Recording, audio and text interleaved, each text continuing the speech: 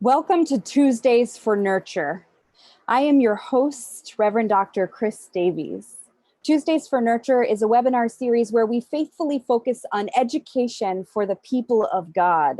Our topics range from faith-filled politics to interviews of key leaders to how-tos in congregational life. Today, each webinar is going to include real tools for us to engage the people. And today we're going to talk about fundraising in these times. And I am joined by esteemed colleagues and folks along the way. The Reverend Dr. Starsky Wilson, the President and CEO of the Deaconess Foundation.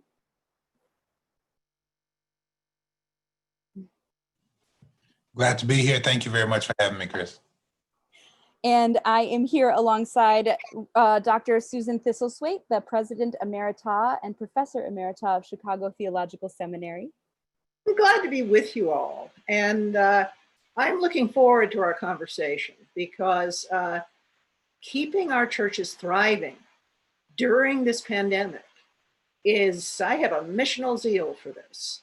And I think we need to recognize that a lot are suffering. And from the national setting of the United Church of Christ, the development strategist, Jaqueline Owen, welcome. Thank you. I'm happy to be here, zooming in from Cleveland, Ohio, where it was raining earlier, but the sun is shining brightly now. How about that? Thanks be to God. So it has been quite a time to be in this work and to be engaged in this work and thinking about how are we both fundraising money and moving money in ways that have deep impact. So Susan, I know that you often talk about a biblical and theological basis for fundraising in the church. Mm-hmm. Why is it that you ground yourself in that specific way? Thanks, Chris. Yes, I do. And when I was asked to be president of Chicago Theological Seminary, I'd been a faculty member for 20 years. What did I know about fundraising? So I asked CTS, pardon me, allergy season here in Colorado. I asked CTS to send me to the Harvard School for Presidents, which was great because it gave me all the tools of, do your research and prospect research, especially keep good records. But there was nothing for us at Chicago Theological Seminary and for the church about why it was different for those of us who work in this arena. And so I just, made it up, being a theologian, that why did we do this work? And I came to the conclusion that it was love of God and neighbor. That we love God, we want to advance God's mission in the world. We love the neighbor, and that's how we do this work. You really cannot do fundraising in the local church. You cannot do fundraising in the seminary if you are not clear that you are about advancing God's work in the world in the most concrete possible way. So I've been attending online church, and I just posted on Facebook, when you go to online church, that you need to give just like you were sitting in a pew. And there was an explosion of pastors and lay leaders coming back to me and saying, people are telling me I can't raise money in this time because people are suffering, and they say, that we shouldn't do this and so forth. And, being who I am and not particularly shy, I was like, are you kidding? And so, I actually made a video because what people told me were pastors is, you've got to help me explain this to my church. So I did. And then we got in touch, Chris, and on and on. But at the heart of this, the core of the gospel, and don't you forget it. I'm done.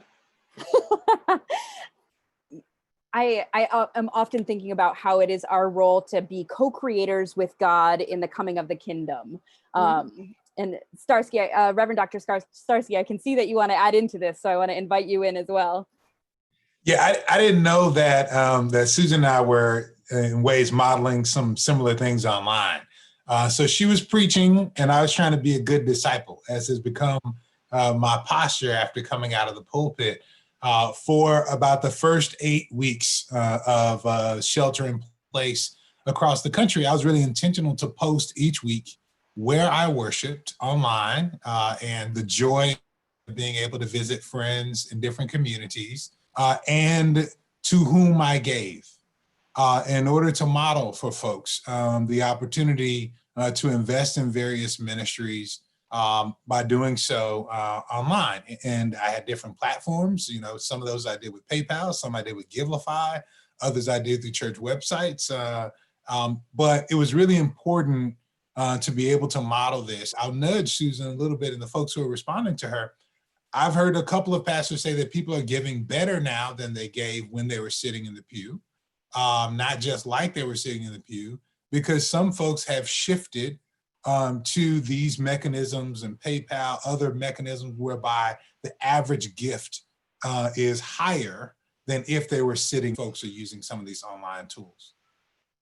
That speaks a lot to the pivot that has to be made. So Jaqueline, I know that you're working in this place from the national setting, and I'm curious about what strategies, what shifts have you engaged in the middle of everything in such a way that giving is at the forefront?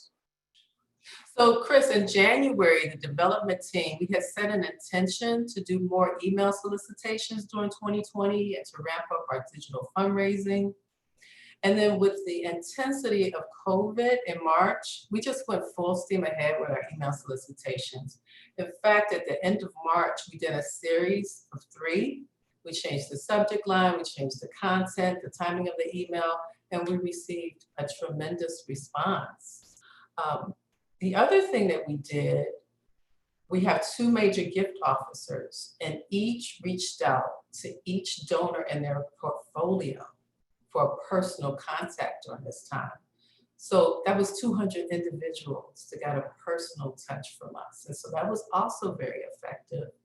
And LaShawn, our development associate, she reached out to a number of our donors. And she reported back that people were so happy to hear from her, to hear from the UCC, and to know that we were still working in this time of crisis. So we ramped up our communication, we ramped up our connection, and it was fruitful in that way. So much of giving is storytelling, and there's or soliciting is storytelling. So I'm curious about how are Susan and Starsky, how are you lifting up the mission, and what is the importance of talking into the mission now? Oh, absolutely. You know, you are asking people to join the mission, right? That giving is joining, it's connection. And, you know, I'm not surprised with what you say, Starsky, because, you know, the church that I'm going to online is ahead of budget. But there are pockets of our churches where leaders in the church are telling the pastor, you must not ask for money now. And that yeah, was the niche to which I was referring. But, you know, Jaqueline also talked about, you know, the high touch, the reaching out, right? That is what we do. We reach out. And is connection not important in this time? Of course it is. And getting as clear as you can possibly be in communicating the mission of your church, or in our case, you know, most people, when you talk to them about seminary, they usually confuse it with cemetery, and you have to do a little clarification. And you know what I'm talking about, Starsky. Or they think we train Catholic priests. You know, it's hard to get the mission out there. But even in the cases of local churches, are you being clear enough about not just mission, what are you doing now in this time? And then you make the case.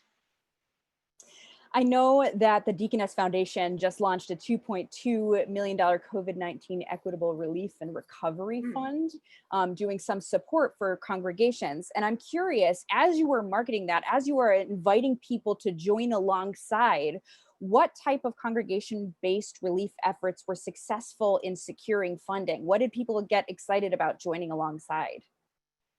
Yeah, no, I really appreciate that. And I appreciate what Susan's noting in your earlier point, Chris, about the importance of people connecting with, joining, and storytelling. More than anything else, what we find is that it's important for people to see vision. And in this moment, quite frankly, those who did not see need pre-pandemic saw need. Yeah. The narrative of need is much more clear. And so the reality of the importance of mission is much more clear. And quite frankly, as we talk about the colliding crises that we have, this one from COVID-19, and then of course, that which Otis Moss III calls COVID-16-19. We've also seen dramatically since the death of George Floyd and Breonna Taylor, and Ahmaud Arbery, we've also seen the critical need for our justice mission in the world. And so that story is being told with images, that story is being told in ways that call us to be faithful to our mission. And so as I tease the difference rhetorically between the vision of need in the world and the mission that we are on as congregations to meet that need, I think storytelling is critically important.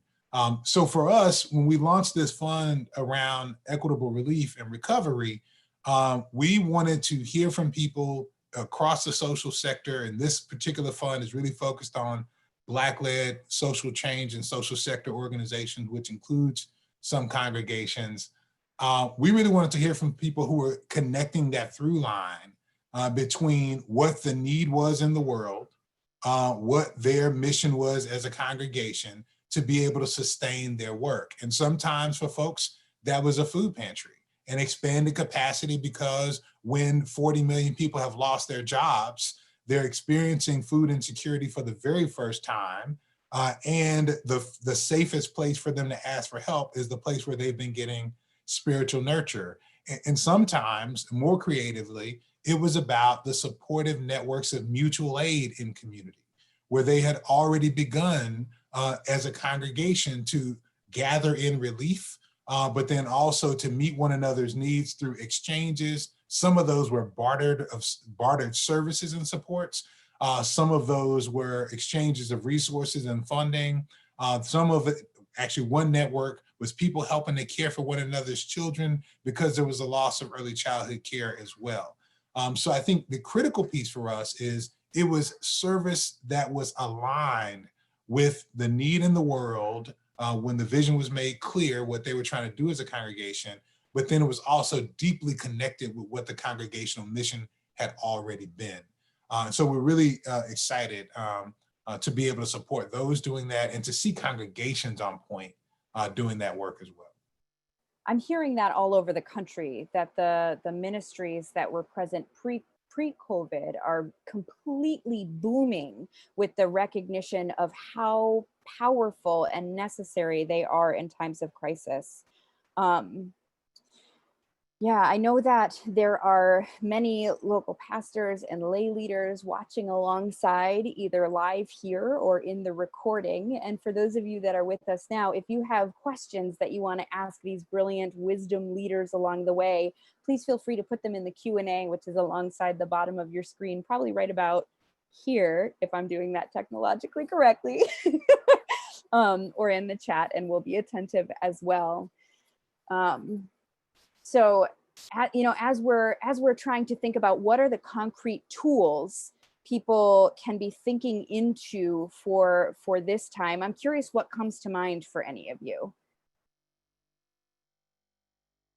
I just want to pick up on something that Starsky just said, which I think is very important. Giving is time, talent, and treasure. It's all of these. And if you watch the video that I made, I am very big on the thank you.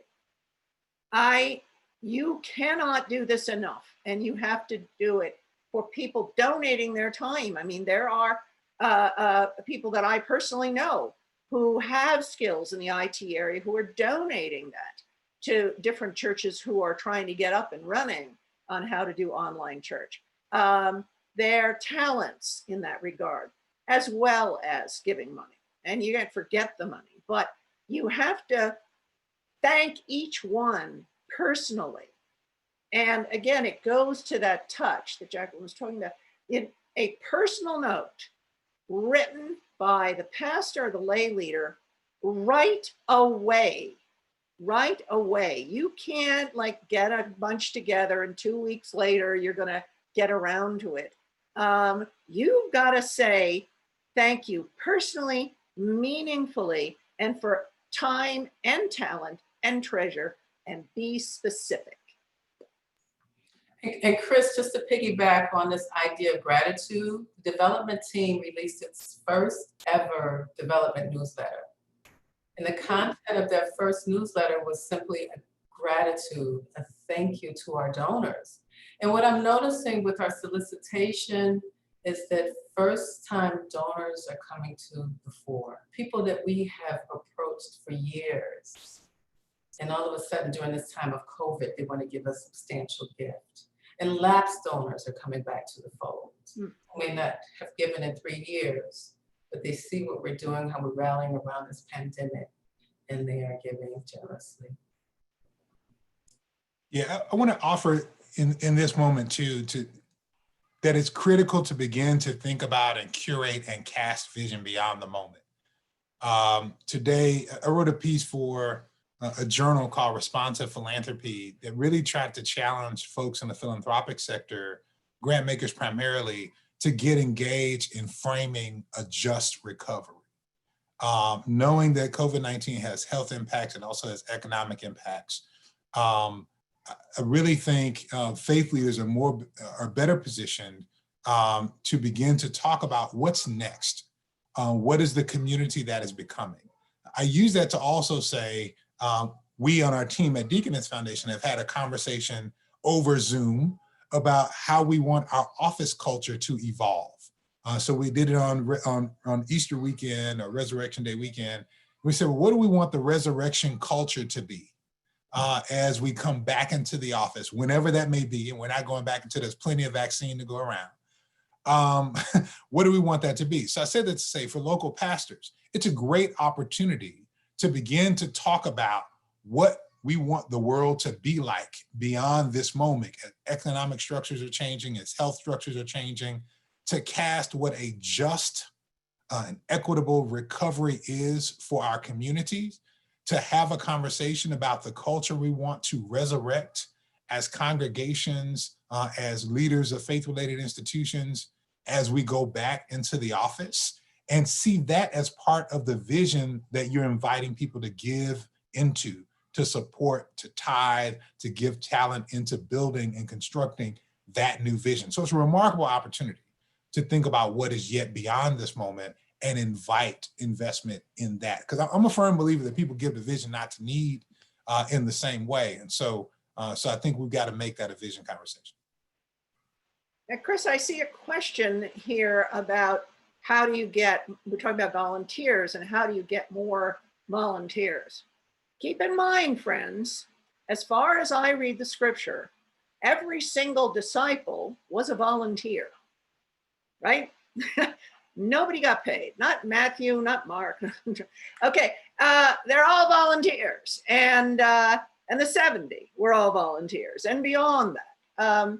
So, you know, we need to elevate the biblical status of those who give for their talent. It's a call.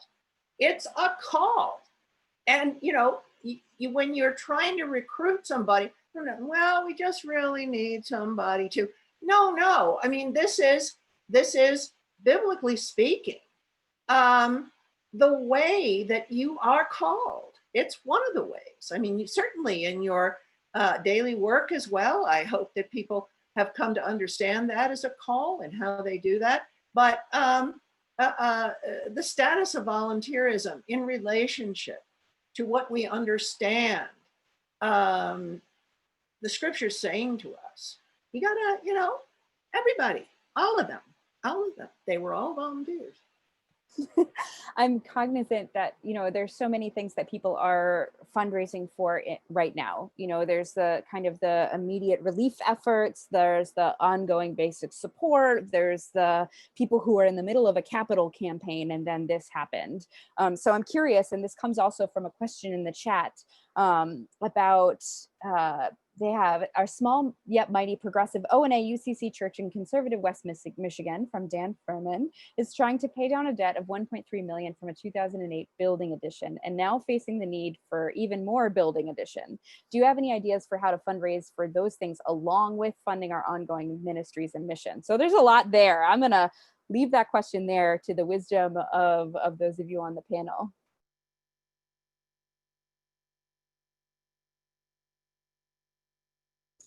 Well, Chris, I would say I think we touched on a lot of those things that should be highlighted, the stories. Again, it's not the building itself, but it's the services that will be provided, it's the lives that will be touched that has to be constantly conveyed. And then making people stakeholders for this vision. And what will the community look like once this is completed? Yeah, I think I'll tie this to a piece that came before, and then I'll kind of go back to one of my default positions as a pastor. But one of the questions that I also saw in the chat was the need for legacy giving, or lifting up legacy giving in this moment. And I think about some of the lessons I have learned from the folks at the Cornerstone Fund and from United Church Building a Loan Fund around distinguishing these lanes through which you do your fundraising.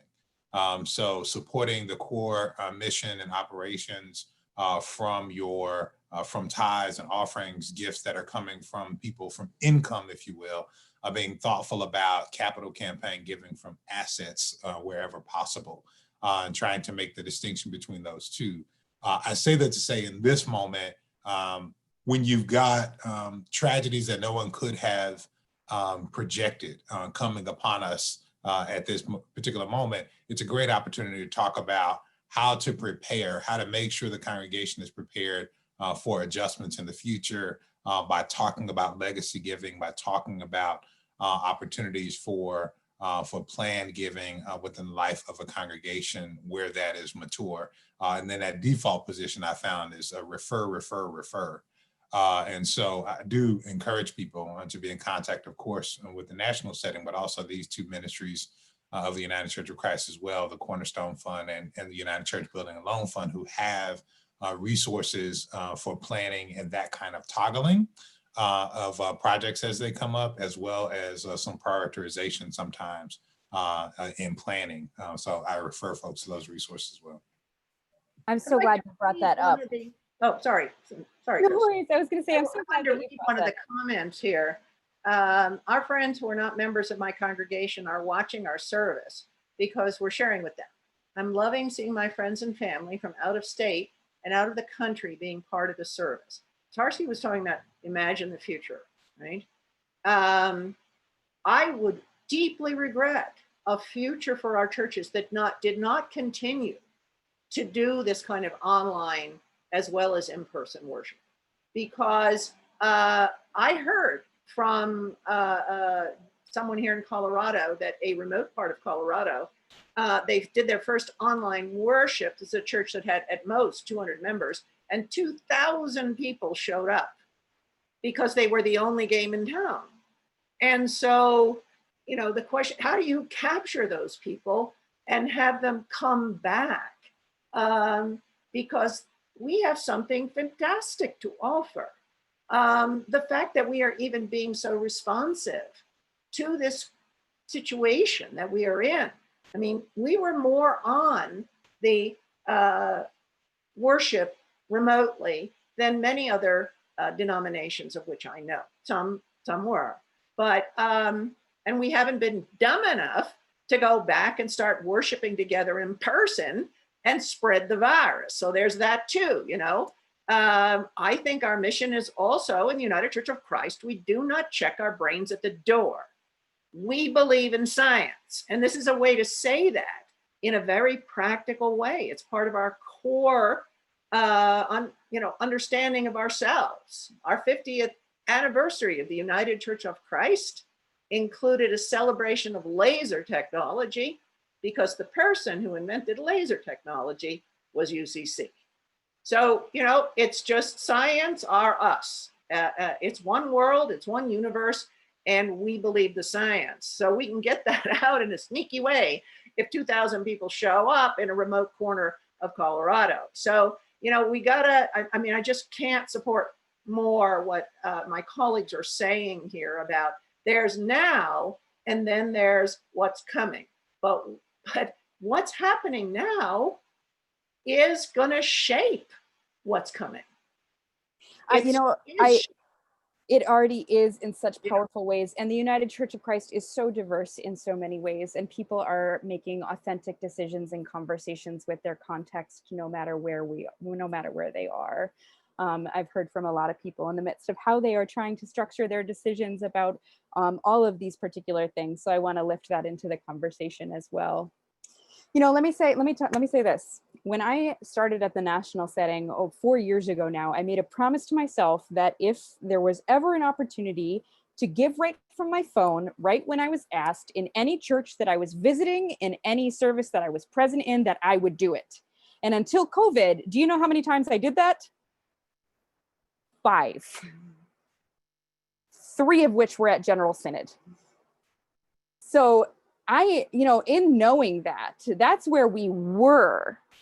Thinking about where we are now, I have a suspicion that that is radically changed. And I know that we've mentioned a few platforms for which that is a possibility over the course of this conversation.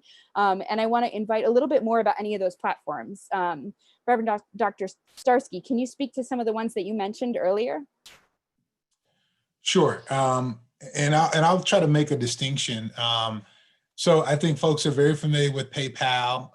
PayPal, of course, has been used for transactions, non-giving transactions for some time, more for sales and the like, but of course have the social capacity for giving as well. Another that may not be as well known to folks, but I find it to be actually, quite frankly, my favorite is Givelify. I hate the name, but I like the application Givelify.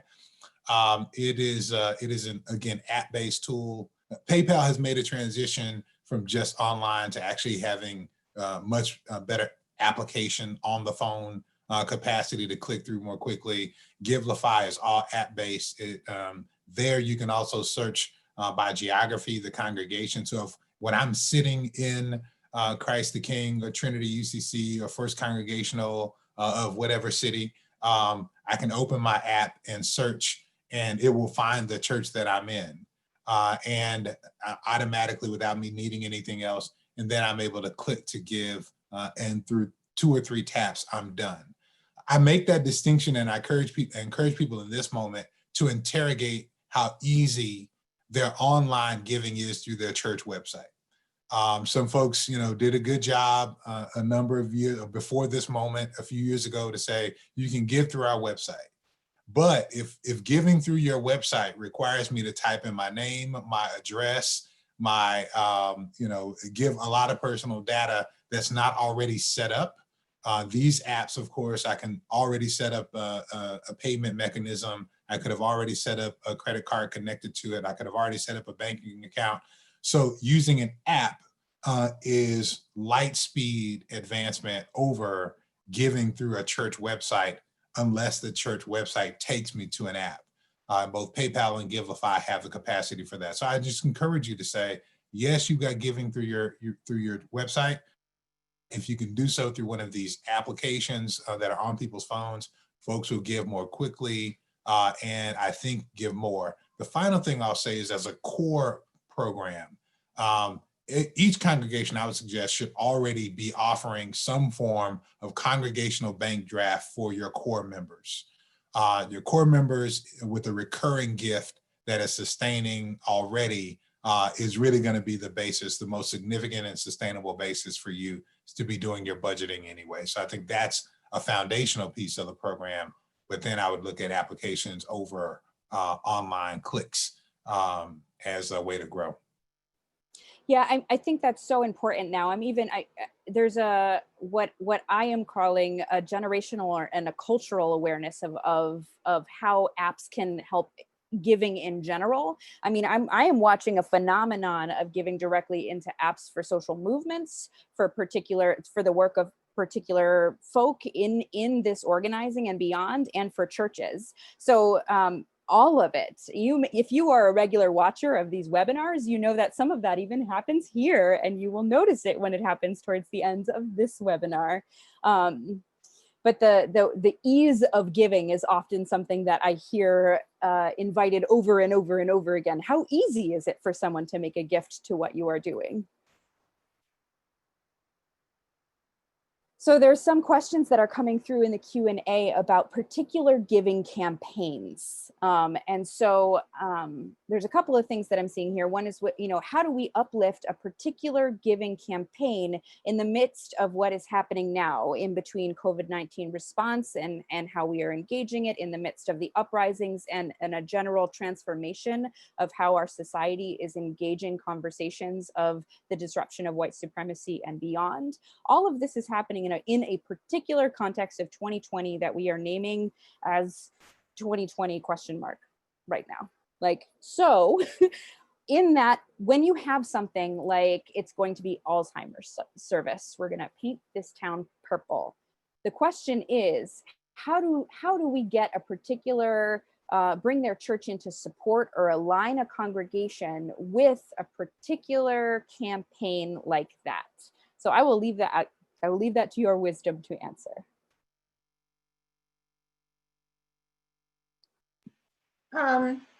I think in this time, I would hope every UCC church would do this, because I am so proud of our church. When I want to tell somebody what the United Church of Christ does, all I have to do is say, we buy medical debt. You don't have to say much more. We buy medical debt. And people are like, what? That tells people we just don't talk the talk, we walk the walk. And, medical debt is, of course, expanding. But I think concretely, in terms of confronting white supremacy, that I would hope that every UCC church would launch a campaign to raise money for Black Lives Matter, to raise money for, this organization has been working, how long? A decade. People say, oh, this happened overnight. 400 years in the making, but but you can launch these campaigns and I noticed there was a question over here about how can you target some and then have some for sustaining the church. Just be truthful. Just put it out there and say, this amount of your gift is going to go, and this amount of your gift is going to go here. But the crucial thing is also to say why. Why should we be doing this right now? Because there's a moment. But I'm a veteran of the civil rights movement. And, I ask myself, I look at these marches and I think, where did all these white people come from? And I know some of them were there in the civil rights movement as well, a lot of ways, and they went away. And there is high attrition rate. My experience of, and maybe it is my experience, and I should not say this negatively about the young people who are marching. I should not say it negatively. And you're saying no, Chris. But without sustaining political change, you've got to move to the next level. So how are you going to do that? And I think targeted campaigns and the medical debt is a brilliant, it's just wonderful. I give to this all the time. And, like Chris Starsky, I move around from church to church. But there's conferences and there's, because the medical debt that is going to be accumulated from this pandemic is extraordinary. And so, but targeted campaigns on really crucial issues of the time. And just tell people truthfully what you're doing. And Chris, I'd like to add, again, a sense of urgency. For the first time, I gave to the Cleveland Food Bank. because I kept seeing all of these images of people waiting in line to get meals. And so I gave this donation. And then a couple days later, I was reminding, hey, summer's coming up. There are children who will not be fed because they relied on schools for meals during the summer. So it was this, and I get an email from them probably every other day, just constantly stating this need, that there's an urgent need. So communication is very important when you're setting up a capital campaign. Yeah, I wanted to jump there and just be slightly pedestrian and say, when you're thinking about your stewardship program annually, I want to argue that every stewardship program, yes, you may have an annual pledge period, but you should also have a plan to have at least 2 mini campaigns each year. And you can choose those to be around outside efforts and issues. It may be around a capital matter that you're trying to address, or if you have nothing that's immediately in front of you. I say this in this moment because COVID relief and recovery could have been one of them. It could be one thing that's capital, a small capital project, and another that's missional that is yet to be defined. But throughout the year, in order to continue to nurture a pace of responsiveness and giving, Mark Allen Powell talks about giving for duty and delight, and give people something to react and to respond to that helps them have a healthy diet around stewardship. And so I think these campaigns become good opportunities to choose missional efforts that are mini campaigns within a congregational stewardship calendar to help to nurture a discipleship that has stewardship as a healthy component of it. That said, I think you should choose the campaign in this moment of COVID-19. We recognize we're going through structural change as a community. And so there are needs all across the way. So 2 things I invite people to consider from a congregational standpoint. Number 1, consider integrity with your congregational witness. Number 2, consider your congregational identity. When I say integrity with your congregational witness, I posted something on Facebook earlier today. I shared it out. And it was a call to people not to wear Black Lives Matter t-shirts if they couldn't live within the context of a congregational denomination that affirmed the queer Black women who established the movement, right? So if there's a sense that you need to interrogate your identity so that your missional campaign is consistent with who you are, and you can find in national restructuring of values, you can find a space that is consistent with who you are. And that may be something that is focused not on dramatic justice transformation. It may be focused on local service in a clear way, but you can build a campaign around it. And the other is just around congregational identity. Who are we, right? No matter what the moment says, how do we respond to the moment? Some people respond to a COVID-19 moment as a community of elders who say, we need to be in the house. However we respond, we don't need to be in the streets. We need to be in the house. We need to do so in a way that sees that people are dying in nursing homes at higher rates. And so we may need to have a particular campaign around care for seniors in nursing homes and providing hospitality and creative ways for family members to see them, to visit them. On the other side, we may be in an impoverished community where we know people have lived on the brink and below $15 an hour in living wage. So we need to invest very directly in food insecurity and meeting that need.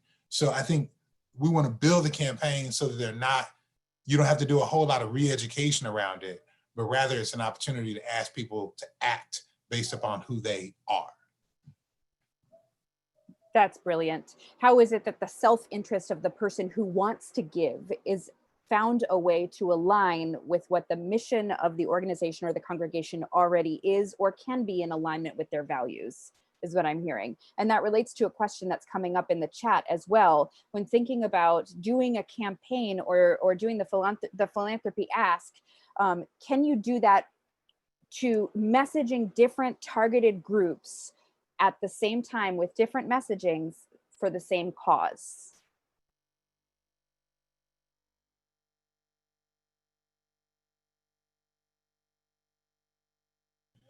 I feel I'm taking a lot of space, but I'll be brief. My answer is yes. I base this on some experience.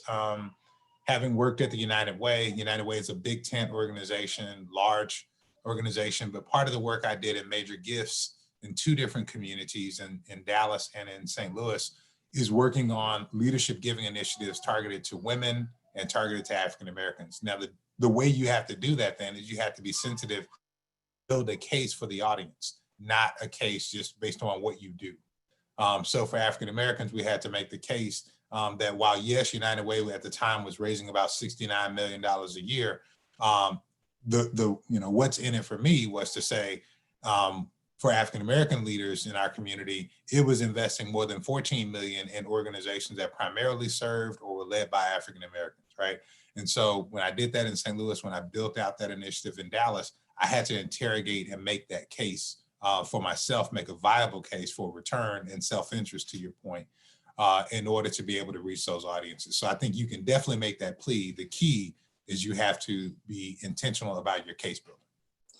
And this, for the context of this came in terms of generationally, making something a case for youth, making a case for the older folk in the congregation. And in particular, because we know that there are at least 6 generations in our congregation right now with different self-interest align with what we're asking them to. So I think that, that is wildly important. Let me just, I don't want to necessarily oppose the language of self-interest, but I do want to highlight it, because building God's mission in the world is not about you, in my view. It is not yourself imprinting it on thing. And that's taking it a little far. Okay, so I don't like that language of self-interest. I am noting a question here about the how do we engage the medical debt issue. And so, and I just wish to be corrected, but I believe you can do that on the UCC website. Is that not correct? Am I correct about that? I mean, I've been giving the local UCC campaigns, but you can give to retire medical debt on the UCC website. Is that correct? A link is going to be in the chat shortly for that. Okay, thank you very much. So that answers that question. But, I mean, I do believe that the generosity of spirit that we're trying to, say is part of this whole fundraising thing. I think people need to be pushed sometimes. Now it's my way, but I just really do want to put the self-interest in quotation marks, because it's God's interest, right? Read the Sermon on the Mount and give to that. Yeah, I appreciate that. I think that's absolutely right and responsible. I also, I guess, having done this kind of secular fundraising as well, I'm mindful of, again, just case building, intentional case building. So perhaps self-interest is a strong language. But to say that, there are those who give with an interest towards social return, and still have a capitalist investment frame, and these people are in our congregations, still have a capitalist investment frame on why they give and what they want to get, not what they want to get, but at least what they want the community to get in return. And I think we need to be able to speak to that. We got to be able to speak in that language for people who are on a developmental discipleship journey. And so we've got to know that. And we've got to also be able to speak to the technical elements of giving for people, especially when they're doing larger gifts. We had to have facility with the tax implications of such, because there actually is a redounded benefit to the self and to the family, if not part of self-interest. So I think those are things that we honor that are in the mix as we seek to do our work as well. Well, and I just want to say I agree with the language of case, because that's a way to bring people along, right? You make a powerful case and people can come along. I mean, when we started our LGBTQ religious studies program at CTS, we had to make a case, right? That this was not just a nice thing to have in theological education, but we wanted to have it in the core curriculum. And I was making cases all over the place, and we had resignations from the board of trustees. People didn't like it. Well, too bad. But that just made me step up the case. So I think where we're connecting on this is in building the case. You build the case, and I think that's helpful. And I see the medical debt stuff has appeared here, so that's great. Absolutely, and I know that we are working on that to get a link in there as well. It will be sent out with the resources on the thank you email to follow. I want to lift up a question that came up in the Q&A, and this will be the last question from folks before we wrap up, which is, now that we are bringing more people to worship who may not be in the same geographic location, do we look at moving from a traditional stewardship campaign to something different, maybe an emphasis on reoccurring giving or other thoughts? So this is coming from Carrie Collins. So Chris, I'll address that. I think it's always important to have various avenues for giving. Some people will make generous one-time gifts. I'd like to note, even for the annual fund, we have seen a 70% increase in giving compared to this time last year. And those are from generous one-time donors. They're from recurring donations. So I wouldn't say that we should limit it to just one avenue, but be open to various ways that people can give. I also wanted to just bring up, it doesn't totally connect everything, but there are planned giving packages you can get from, you don't have to invent this, annuities to connect with Starsky was talking about in terms of doing financial planning for your family. And these things can simply be easily purchased and linked to your, we had a plan giving calculator linked to the CTS website. We do it differently now. But there are very good tools that you can use to do that kind of long range financial investment in your church.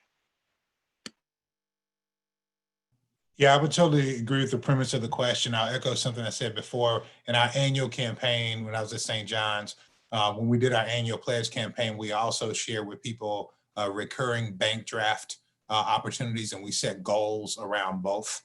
So yes, we want you to turn in a pledge card for the coming year. And we had a goal around what percentage of the congregation would be giving through recurring draft. So we knew what our core budget was. In addition to kind of knowing that we were going to do special campaigns, we had a special campaign around our core missional program, which is our CDF Freedom School, that we knew we were going to have in the spring. And then we knew in the fall, we did a conference that was also missional.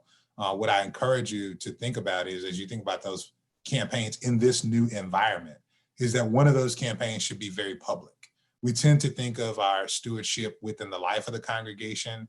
We don't tend to think as much as congregations about inviting the public to invest in our mission.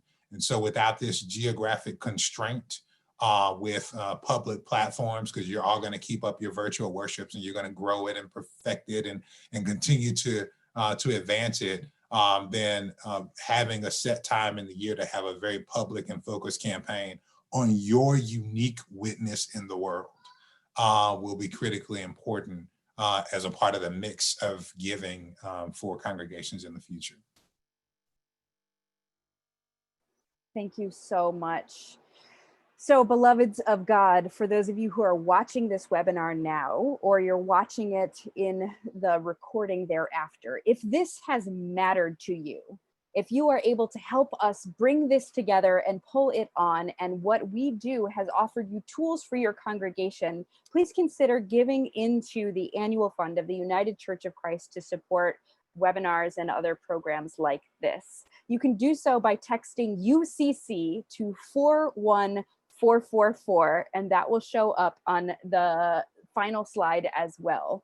So thank you so much for being here and being with us and offering your questions, and to the panelists offering your wisdom along the way. as we close out and before we move to a final prayer, I'm curious if any of you have last words that you want those who are listening now or on the other side in the recording to carry with them. Let's start with Reverend Dr. Susan. Unmute myself. Look, the joy of fundraising is something that often gets neglected. And it is the most rewarding thing in the world when someone connects and they give with the mission. And they become part of the mission. And as we said, whether with their volunteerism or with their dollars or both. So take away from this that this is joyful. This is joyful.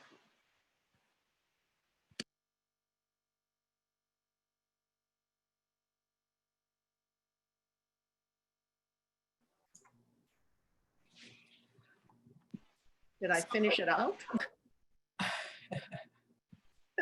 I would just like to remind our attendees that, again, there was a 70% increase in our annual fund compared to this time last year, which it says to me that people want to contribute during times of crisis.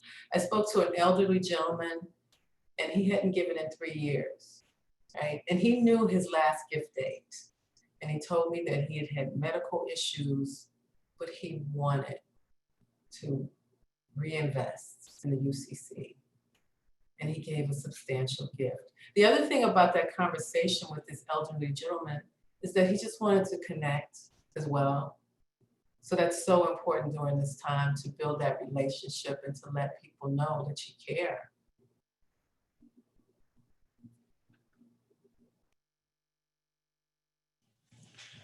Yeah, I've really appreciated the opportunity to learn and share in this time. I want to perhaps just lift up the work of a colleague in philanthropy by the name of Edgar Villanueva.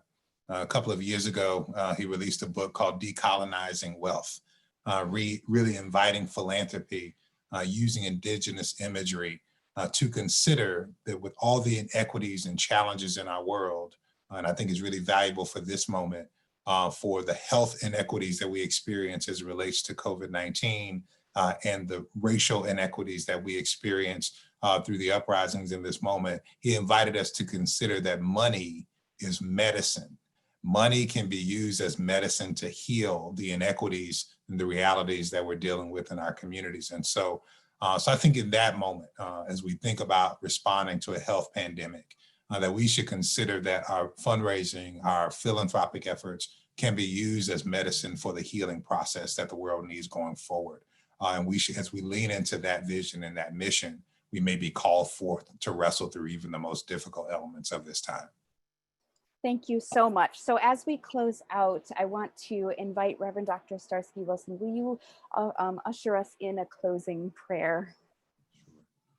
Dear God, we thank you for this time that you have given us together. We thank you for the call, the opportunity, and the grace to invite people to partner with you by investing in ministries, by sharing, by giving of themselves, of their time, of their talent, and of their treasures, to create a new world, that which you have called the kingdom, that which we know as the basileia and reign of God, that which we have called the beloved community. And in this moment, we cast forth as a just recovery. We ask your grace upon all of those who are here gathered, who have come to learn, as they go forth, that they may receive, they may be received with welcome for those who want to participate in the building of your kingdom in this world. These and all things I ask and pray in Christ's name and count them done. Amen. Amen.